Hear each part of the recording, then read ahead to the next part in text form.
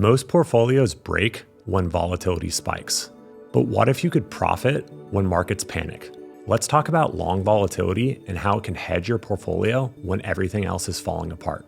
For those of you that are new here, my name is Mark Anderson, construction worker turned zero DT and multi-strategy hedge fund manager for MBH Capital Management. I've sold over $100 million in zero DT premium across 1,000 consecutive trading days. In this video, I'm going to walk you through how we use long volatility not as a panic button, but as a structural part of our portfolio. I'll also share 4 of the biggest mistakes I see traders make when it comes to long volatility. Because when markets go sideways, most investors freeze. But when you're long vol, even at a small size, you're not just protected, you're ready. When people hear long volatility, they often think just buy puts and pray. It means you benefit when implied volatility expands and the market becomes more chaotic. This can include long puts or long straddles, VIX call spreads, tail risk strategies, and systematic long gamma exposure, even certain trend following strategies or CTAs. So long vol isn't just a trade, it's a profile, one that profits from disorder. Here's the problem most traditional portfolios, they're implicitly short volatility. Stock heavy strategies, short volatility, 60-40, still short vol. Even most option sellers are short vol by design. They're all built to do well in low volatility environments. But when long vol spikes, those portfolios unravel fast. Long vol flips it on its entire head.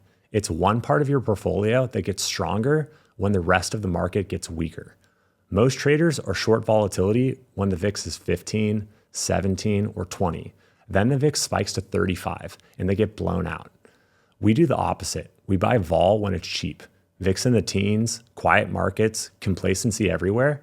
And when volatility finally spikes, we sell into it. That's how we flip the script. And we're not trying to do this or predict the market when that spike happens. We're focused on relative value. Here's what that means. Long duration options at the money are often underpriced per unit of risk comparative to shorter duration options out of the money are implicitly overpriced and decay faster. So it's neither one side or the other that's perfectly priced. We're buying the cheaper side and selling the more expensive one based on the structure of volatility, not the direction of the market going down. That spread, that imbalance is where the edge and structure comes from in long volatility trading. It doesn't have to work every time. It just has to be repeatable and sized right for your portfolio.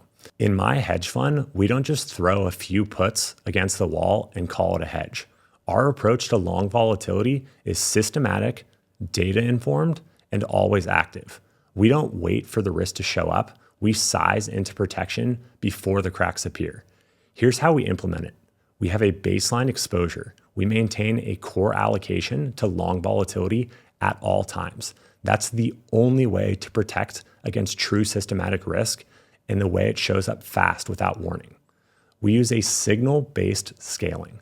When our models detect extreme complacency or underpricing in the volatility market, we increase our hedge size. We don't chase spikes, we prepare when the vol is cheap. We use diverse instruments. Sometimes it's long straddles, it can be VIX calls, sometimes it's dynamic long gamma. It all depends how the risk is structured for the market at that time. Always use tactical sizing. Long vol is never the whole portfolio. It's a small slice designed to offset correlation and risk, giving us optionality that does not drag performance. Have a time horizon that matches your risk. We pair our hedge duration with our portfolio exposure, predominantly zero DT options. For intraday risk, 30-day spreads for macro risk, and so on. We also have a systematic execution. Every entry and exit is rules-based, no gut trades, no panic hedging, and no guessing. Just data-driven conviction. This is a campaign mindset. Long vol isn't one trade. It's an always-on strategy, so we're not reacting to the storm. We're ready wearing raincoats because the best hedge isn't the one you add in panic. It's the one you sized months ago when no one else was paying attention to them. We treat long volatility as a structural offset to systematic fragility that's baked into our portfolio. It's not about calling the top, it's about being ready before it hits. Let's rewind to March of 2020. Markets dropped 30% in a matter of weeks. Volatility spiked from the teens to the 80s. Liquidity dried up. Most long-only portfolios were in free fall. But if you had a structural vol exposure, your puts or straddles exploded in value. VIX positions gained over 1,000%. Long gamma allowed for intraday scalping and positive convexity. Even a 3 to 5% allocation to long volatility could have offset massive losses in the rest of your portfolio. But here's the real edge. You didn't just survive. You had cash when everyone else was underwater.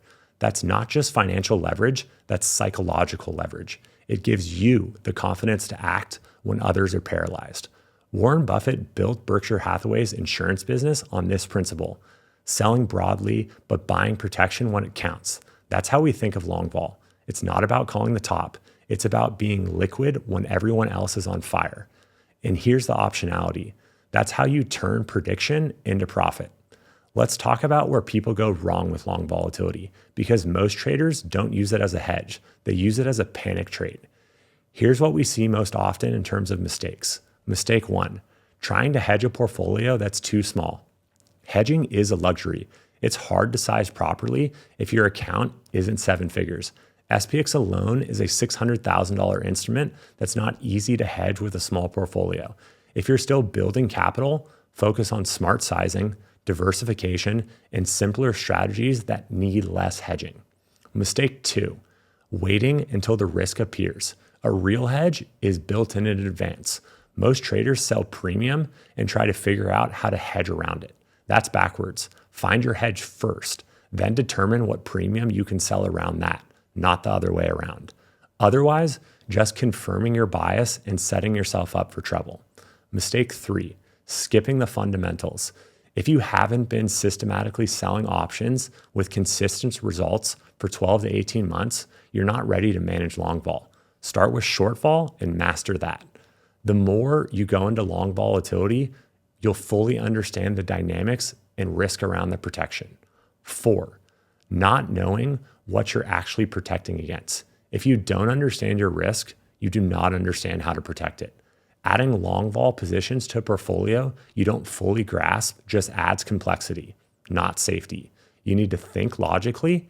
This isn't about just being in time protection because you feel nervous. It's about designing the system around the risks that matter most and building resilience from the ground up. The markets will crash again. We don't know when, but they will.